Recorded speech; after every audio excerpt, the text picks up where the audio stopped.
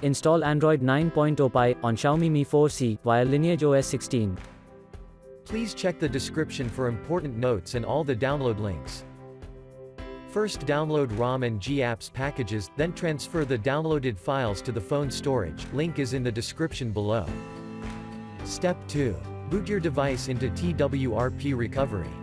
Once in TWRP, click on Wipe, Advanced Wipe, and select the check boxes, as shown in the image, excluding internal storage. Step 4. Swipe the button to wipe the device. Step 5. Go back to the recovery main screen, and tap on the Install button. Step 6. Navigate to the storage, and select the ROM zip file. Step 7. Finally, swipe the button on the screen, to install ROM file. Step 8. Flash the GApps zip package, in the same manner. Step 9. After GApps flashing completes, select Wipe Cache and Dalvik from bottom left side of screen, and swipe to wipe.